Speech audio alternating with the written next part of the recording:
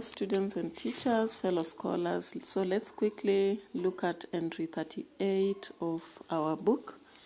I think last time we stopped at entry 37. So this entry is written on 8th June 2020, and I'm going to analyze it. We will start by reading, of course, then proceed. So the entry is written on 8th July 2020. Kombani writes, "Dear Mama, Joram came to see me in the branch one afternoon. The cubicles were glass-walled up to shoulder level, allowing me to see him as he walked down the corridor to the cubicle where I worked. He stood out from the other clients for two reasons. He was much older, and he carried a large woven basket from which clothes, books, and files peered out. The bench in front of my cubicle was filled with clients, but I took my time serving the client in the cubicle with me. I was unsure of what to do or say. What was he doing here? What did he want? At some point, one of the other salespersons came to my queue to check if they could help attend to the waiting clients. From the corner of my eye, I saw Joram point at me. When it was his turn, we shook hands and he started introducing himself. 'I know who you are,' I said, smiling, but I could tell that the words had come out harsher than I expected. 'Good. I was in town to check on one of my sons, George. Then I went to see Kariuki, who directed me here.' 'What do you want?' I wanted to shout. I did not want to hear whatever he wanted to say. I would have wanted to hear from him growing up. And during that time, we went to see him in Kapsabet, and when we were living in the mud in Gando. But now we did not need him. Although we were not rich, we were not hungry. I was wondering if you could add me some bus fare back home,' he said. My heart sank. His request felt like a dagger to my ribs. I took out a 500 shilling note from my wallet and placed it on the desk. Then I wished him a safe journey back home. 'Pole,' he told me. I did not know what he was apologizing for. When I shared the experience with my wife that evening, she was not pleased.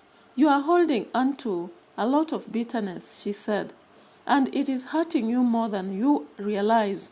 You need to heal. But what you have done will not bring healing.' As 207 gave way to 208, Kenya faced one of its worst crises. The general elections of 2007 followed heightened political activity, especially after a heated referendum 2 years prior, when President Kibaki was declared the winner and sworn in on the night of 30th December. Protests erupted across most parts of the country. As political leaders convened for an international mediation initiative, Jimmy informed me that he was now ready to release the last villains of Molo. The post-election violence means that the themes you highlighted in your book must be brought into the national conversation. For a long time, we have hidden under euphemism, and your book is the first to call a spade a spade. The news of the book's release was music to my ears. It had been an excruciatingly long wait to see my name in print, thanks to Waithaka Waihenya's story 3 years earlier and a few media appearances here and there. I was already publicly known as a writer, but only a handful of people had seen the book. I was pleasantly surprised when Jimmy informed me that Professor George Echiwani would be the guest of honor at the launch to be held at the Lion Francis. A day before the launch date on 27th March 2008, Jimmy arranged for me to meet the former Vice-Chancellor for dinner so that we could get acquainted.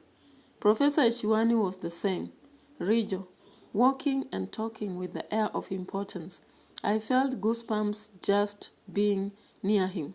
I reminded the professor about how he had helped me with the publication of the book, and that if he had not intervened, we could not be launching it.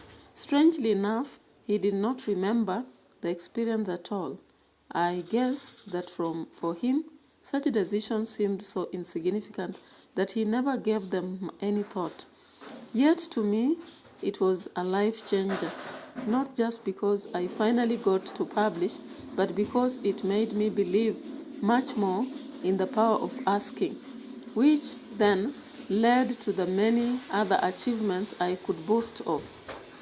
The master of ceremonies at the launch, Kwamuchetsi Makoha, was a journalist whose work I had read extensively. He later wrote a review of the book under the heading, "This is an important novel of our times," and in the article proclaimed that my book was a prophecy of the current tumult. Other media outlets picked up the story with the headline of the diaspora news outlet screaming, "Novelist prophesies post-election violence." Finally, I was a published author. The blessings did not stop there. Malik was born only a few months later.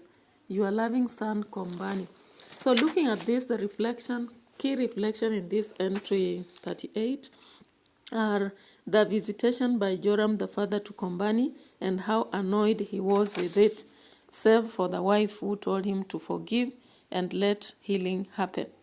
The other important reflection here is the publication of the book, The Last Villains of Molo. Now, when we come to the synopsis, of course, we learn from this that Joram visits the branch, Moi branch, where Kombani was working. Of course, Kombani saw him, but he tended to ignore him. So, Joram pointed at him when it came to serving, and they greeted each other. Even though he introduced himself, Kombani told him he knew him already. So he informed him that having come to see his son George, he had gone to visit Kariuki, who then directed him to where he was working. Now, Kombani is unhappy with this and asks what he's here for. We see Joram telling his son that he needs some fare, and the son gives him 500 shillings, but he is quite irritated. On going home, the wife tells him that bitterness will not help him heal. He needs to actually let it go. Now, Kombani takes us back to a flashback of 2007-2008, telling us how elections had been quite, chaotic because of the fights, or rather the heated moment after referendum, 2 years and all that. So Kibaki is declared the winner and sworn in on a night of 30th December, and we have protests erupting in the country. He also lets us know that because of this situation, Jimmy, the publisher, saw it important to actually have his book Last Villains of Molo published.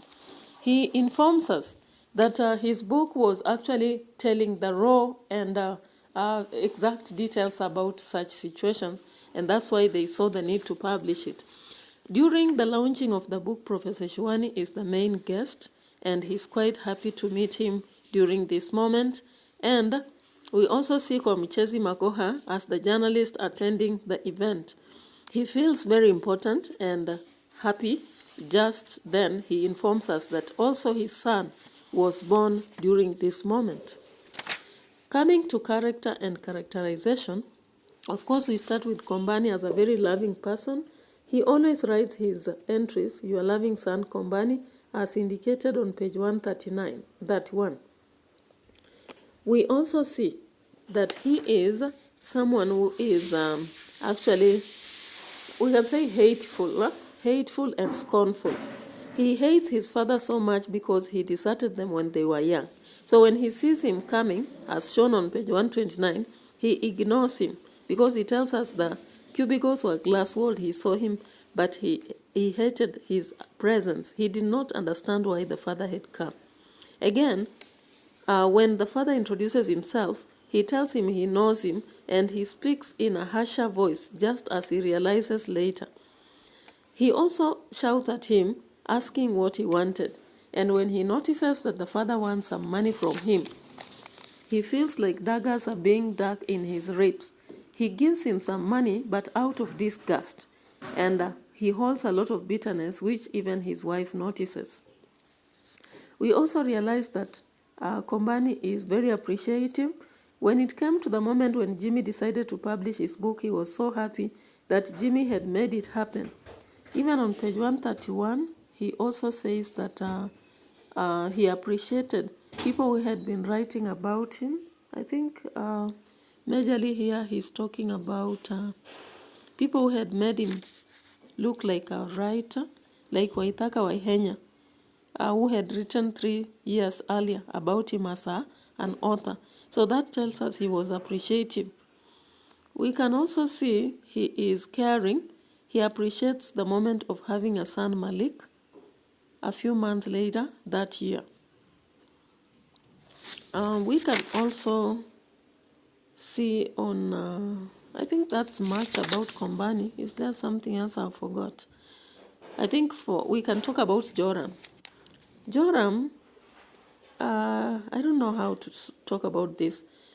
He had been a deadbeat father, but still when he comes to Nairobi, he wants to relate with his sons and get something out of them. What do we say about such a person? You know, he was negligent. He never cared about his children when they were young. But when it comes to now reaching them and asking for help, I think he's kind of shameless, because he comes around, he wants them to help him. He even goes to karaoke, he goes to Kombani, he asks for money. So he's quite shameless, right? Then we look at Professor Shiwani. We can say he's very humble.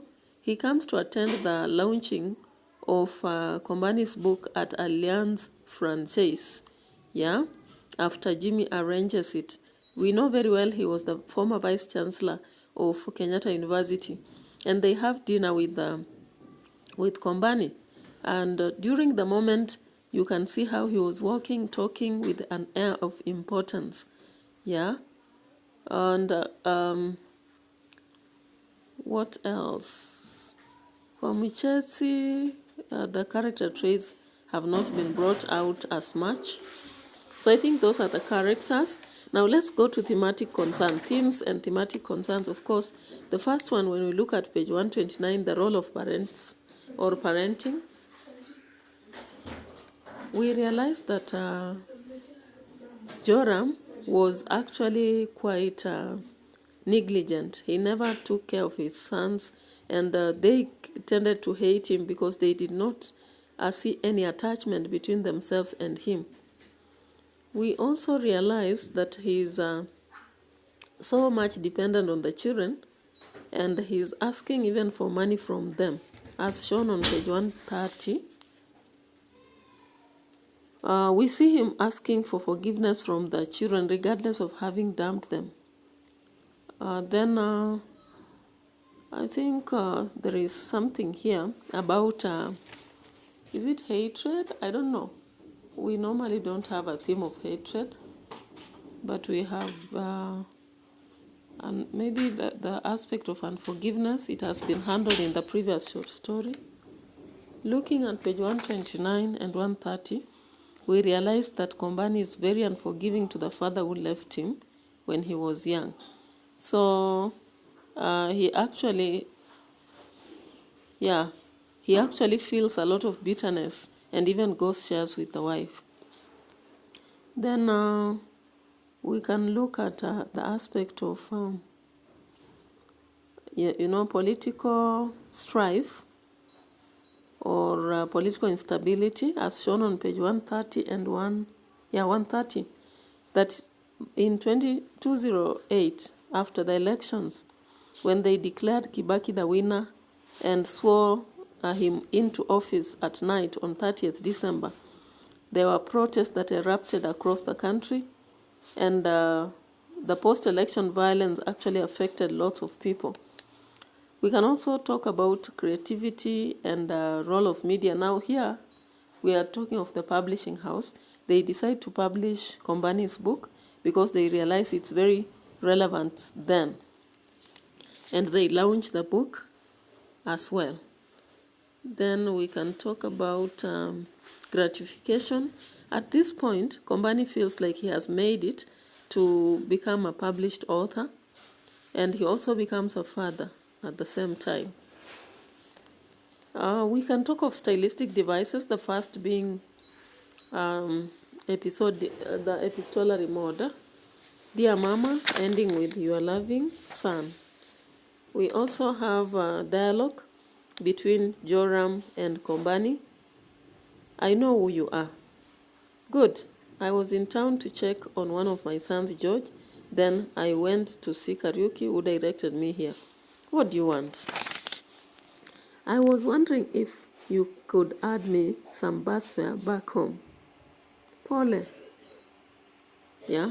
Then we have direct address. The wife of Kombani talks to him about his bitterness. He said, you are holding a lot of bitterness and it is hurting you more than you realize.